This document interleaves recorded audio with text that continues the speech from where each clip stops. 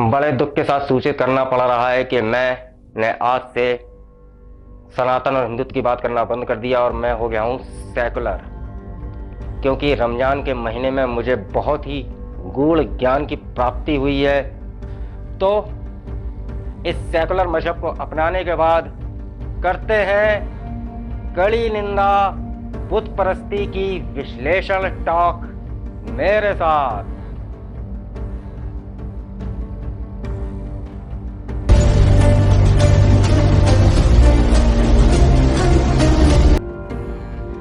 नमस्कार, जय श्री राम, जय महाकाल, वंदे मातरम, भारत माता की जय। मित्रों, मैं एडवोकेट समीर व्यास आलवत लीगल सेल यानी कि एलसी के इस वीडियो में आपका हार्दिक स्वागत एवं अभिनंदन करता हूं। सांप्रदायिक सौहार्द बनाए रखिएगा, मेरे वीडियो को अंत तक देखिएगा, मेरे चैनल को सब्सक्राइब करना ना भूलिएगा, लाइक कमेंट और शेयर भी कीजिएगा मेरे वीडियो को और अपने व्यू भी रख के बताइएगा कि आपको मेरा वीडियो कैसा लगा। तो चलिए शुरू करते हैं कड़ी निंदा बुत परस्ती की।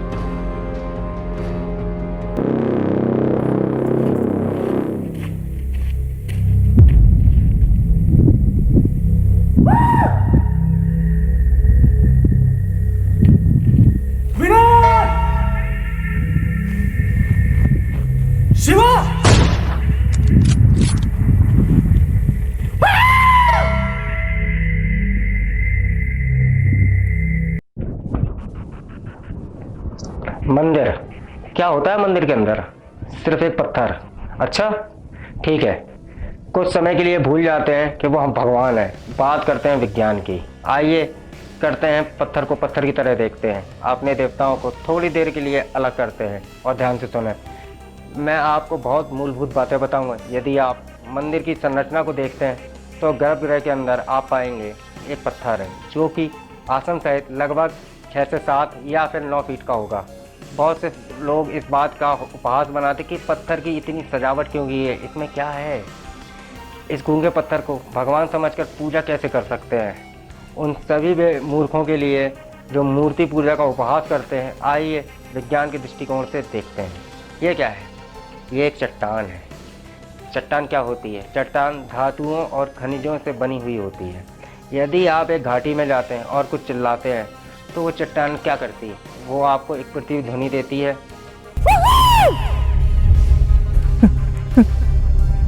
क्योंकि ये खुली जगह है, इसलिए ध्वनि यात्रा करती है, चट्टानों से टकराती है और चट्टानें इसे वापस फेंक देती हैं।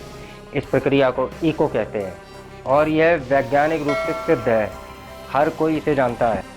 प्रतिध्वनि के बारे में आप समझ ही गए होंगे। थोड़ा सा चट्टान की रूप और हमारे रूप के बारे में बात करते हैं कि ये दोनों बने कैसे हैं। पहले इनका तुलनात्मक एक अध्ययन कर लेते हैं। हमारा शरीर 72% जल तत्व से बना है, 12% पृथ्वी तत्व से बना है, 6% वायु तत्व से बना है और 4% अग्नि तत्व से बना है। बाकी का जो 6% बचा है वो बना हुआ है आकाश तत्व से, यानी कि पंच तत्व से। जब भी हमारी मृत्यु होती है तो हम कहते हैं कि हम पंच तत्व में विलीन हो गए। यानी कि आपने ये भी सुना होगा कि कभी कोई लाश मिलती है, कई फिल्मों में सुना होगा, लोगों के मुंह से सुना होगा कि ये लाश पुरानी होगी, ये देखिए पत्थर की तरह हो गई है। असल में उसमें से जल तत्व सूख जाता है और उसमें जो बाकी तत्व बचे होते हैं, इस वजह से वो पत्थर सी हो जाती है, यानी कि कड़क हो जाती है। इसी प्रकार पत्थर में पानी कम होता है, पत्थर में भी इन्हीं 5 तत्वों से बना होता है। और उसमें एक्स्ट्रा एडवांटेज ये होता है कि उसमें कई प्रकार के मिनरल्स और कई प्रकार की ऐसी जड़ी बूटियाँ होती हैं जो कि हमारे शरीर के अंदर नहीं होती। हमारे शरीर के अंदर खनिज होते हैं लेकिन ऐसी बेहतरीन जड़ी बूटियाँ नहीं होती। अगर ऐसी बेहतरीन जड़ी बूटियाँ हम ऐसे पर्यावरण से लेने लगे तो बड़ी बड़ी जो कंपनियाँ चल रही हैं जो आयुर्वेद को झूठा बतलाती है, सच्चा बतलाती नहीं है, तो उनकी दुकानें कैसे चलेंगी, उनकी दवाइयाँ कैसे बिकेंगी। जैसे कि अभी कोरोना काल चल रहा है तो आप लोग देख ही रहे होंगे कि कोरोना भी बहुत हाहाकार मचाए हुए है। इसीलिए मास्क लगा के घर पे रहिए, सोशल डिस्टेंस का पालन करिए, सरकार की गाइडलाइंस को पढ़िए, समझिए और जो भी हो सकता है उसको करिए। तो खैर, हम आते हैं बात पर। तो मैंने आपको जैसे बताया उसी प्रकार हमारा शरीर 5 तत्वों से बना होता है और हमारे शरीर की जो उत्पत्ति होती है वो मानव के स्त्री और पुरुष के संभोग से होती है और उससे एक बच्चे का जन्म होता है। उसी प्रकार से पत्थर यानी कि चट्टान का जन्म भी उन्हीं 5 तत्वों से होता है और एक चित्रकार उन पर एक आकृति उकेर कर, जिनको सनातन धर्म में हनुमान जी के नाम से भी जाना जाता है, शिव जी के नाम से भी जाना जाता है, गणेश जी के नाम से भी जाना जाता है, लक्ष्मी जी के नाम से भी जाना जाता है, दुर्गा माता के नाम से भी जाना जाता है, कई प्रकार के हमारे भगवानों के नाम से जाना जाता है। उस पत्थर में कितनी शक्ति होती है ये आपको आगे पता चलेगा, मैं आपको आगे बताऊंगा। लेकिन इसी चीज को हम समझाना चाहते हैं कि जिस प्रकार से हमारी उत्पत्ति हुई है उसी प्रकार से उत्पत्ति इनकी भी होती है। तो इसी प्रकार से हमारे भगवान भी पत्थरों को आकृति उकेर कर एक चित्रकार के द्वारा प्राण प्रतिष्ठा कर कर मंदिरों में स्थापित किए जाते हैं। सीधी सी बात है कि जब एक मनुष्य का जन्म होता है तो जैसे कि वो सुबह जल्दी उठ जाता है और अपने सेवा कार्यों से निवृत्त होकर और अपने कार्यों में लग जाता है और जल्दी सो जाता है, जैसा कि आज भी गाँव में हमारे बड़े बुजुर्ग करते हैं, आज भी गांव में ऐसा होता है। वहां पर लोग सुबह जल्दी 4 बजे के आसपास उठ जाते हैं, अपने सारे कामों से निवृत्त होकर नहा धो के तैयार होकर अपने कामों में लग जाते हैं और दिन में अपना काम निपटाते हुए दोपहर में 1-2 घंटे की नींद लेते हैं और अपना शरीर फ्रेश होने के बाद 4 बजे तक उठकर फिर अपने कामों में लग जाते हैं और अपने काम करके 8-9 बजे तक लगभग सो जाते हैं। इसी प्रकार हमारे मंदिरों में भी यही प्रक्रिया चलती रहती है, जो कि हमारे मनुष्य समाज में होती है, यानी कि हम इंसान जो करते हैं वही चीज़ मंदिर में होती है। आपको ये देखने को मिलेगा कि सुबह 4 बजे मंदिर के पट खुल जाते हैं, उसके बाद भगवान को नहला धुला के तैयार करा के, अब लोग कहते हैं कि भगवान इतने सजाते धजाते क्यों, अरे भाई हम भी तो कपड़े पहनते हैं, नहा धो के तैयार होते हैं, माथे पे तिलक लगाते हैं, कुछ लोग तो तिलक नहीं लगाते हैं, परफ्यूम लगाते हैं या फिर तमाम चीज़ें फलाना ढिबाका जो भी करते ही हैं ना। उसके बाद हम नाश्ता करते हैं, नाश्ता करने के बाद हम अपने काम पे जाते हैं, काम से आने के बाद हम थके हारे होते हैं, आराम करते हैं, आराम करने के बाद हम चाय वाय पीते हैं, जो अपनी फ्रेशनेस आती है, फिर हम भी और थोड़े जो काम होते हैं निपटा के खाना खा के और हम भी अपने पट बंद कर लेते हैं, यानी कि हम भी सो जाते हैं। तो इसी प्रकार की बहुत सारी चीज़ें हैं जो हम समझना नहीं चाहते हैं, लेकिन आगे मैं आपको बताता हूँ। अरे अब क्यों मारा?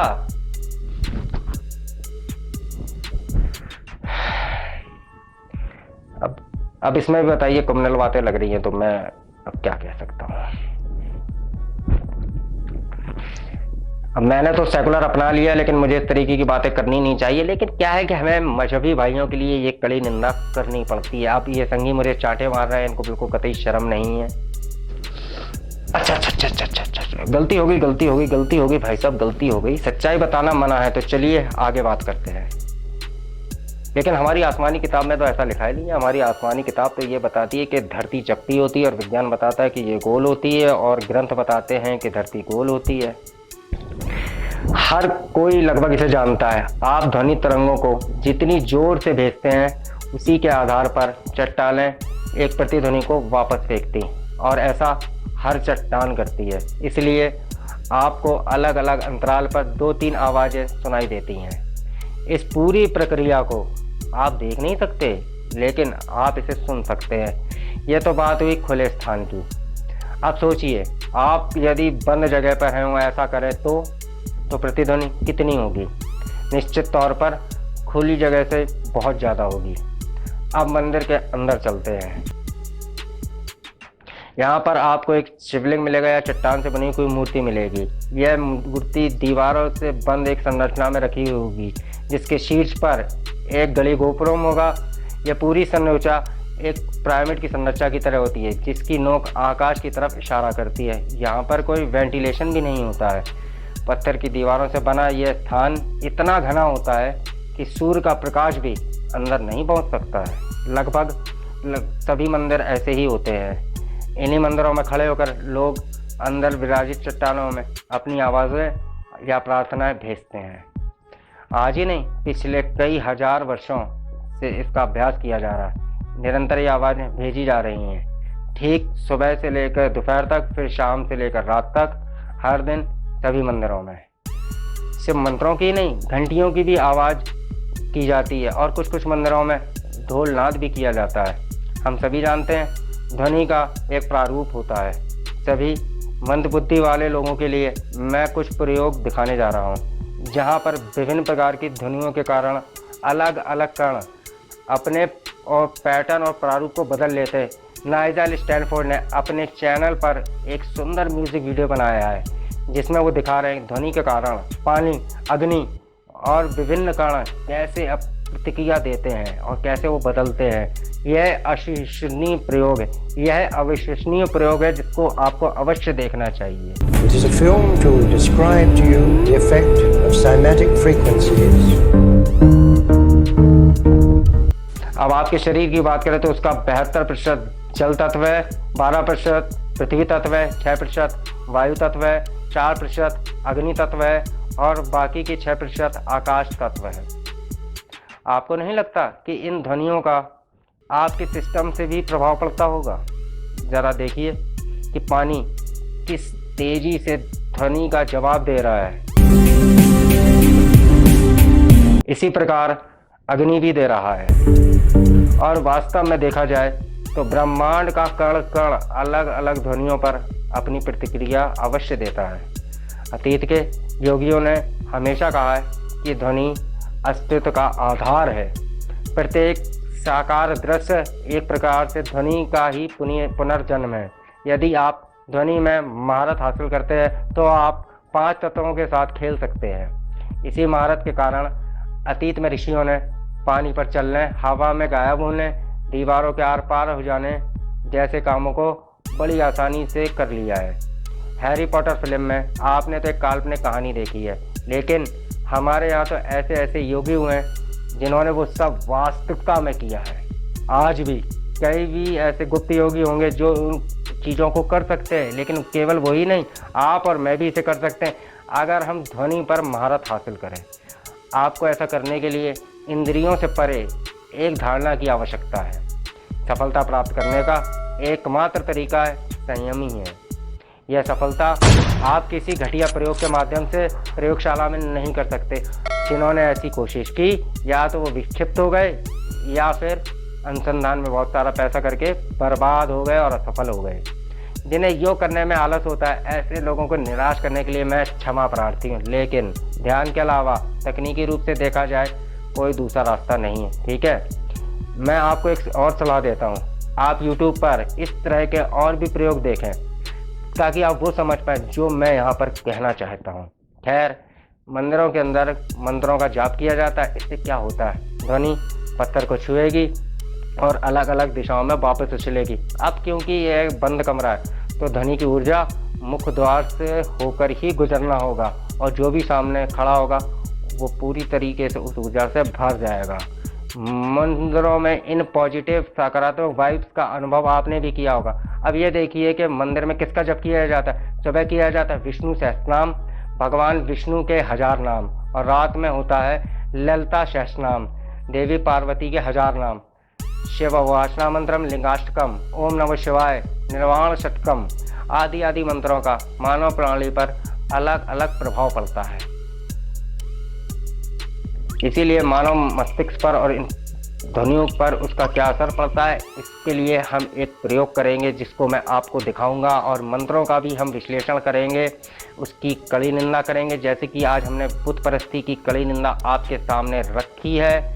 आगे भी मैं आपसे मिलता रहूँगा इसी तरह के कानूनी अधिकार, कानूनी विश्लेषण और भी विश्लेषण करने के लिए।